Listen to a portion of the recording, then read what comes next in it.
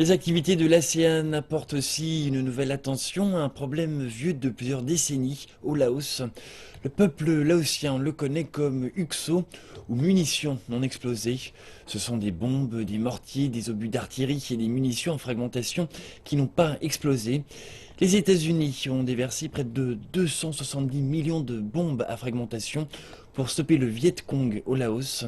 Près de 30% de ces munitions n'ont jamais explosé et continuent de mutiler et tuer des personnes. Le gouvernement américain a promis 90 millions de dollars sur 3 ans pour le travail de nettoyage. Et pour les experts, cela pourrait prendre des décennies. Dans ce centre de réhabilitation à Vientiane, survivant des UXO a une jambe artificielle.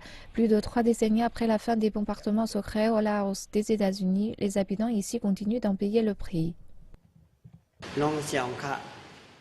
J'ai perdu ma jambe en 2014, je suis allé dans le champ pour aider ma mère à planter des cultures, j'ai commencé à creuser et n'ai pas vu la bombe à fragmentation. Je l'ai touchée et elle a explosé. Le Laos a la distinction tragique d'être le pays le plus bombardé de l'histoire selon la taille de sa population. Les forces américaines ont fait 500 000 bombardements et déversé plus de 2 millions de tonnes de bombes sur le pays entre 1964 et 1973. Ce sont les munitions à fragmentation qui sont les plus répandues. Des dizaines de millions d'entre elles reposent encore dans les champs, les forêts, près des villages. Les gens ont peur de nettoyer les terres pour l'agriculture, de creuser leurs champs, de construire des routes. C'est un coup dur pour un pays dans lequel près d'un quart de la population vit dans la pauvreté. Il y a 96 districts et l'on considère que 47 districts sont pauvres. Parmi eux, 41 districts sont touchés par les munitions non explosées. Évidemment, nous voyons qu'il y a un rapport entre les munitions non explosées et la pauvreté des habitants dans ce pays.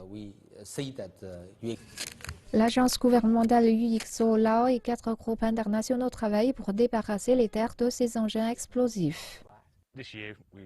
Cette année, nous avons pour le moment étudié plus de 20 millions de mètres carrés et nettoyé plus de 4,4 millions de mètres carrés. Nous avons retiré et détruit environ 6400 munitions à fragmentation.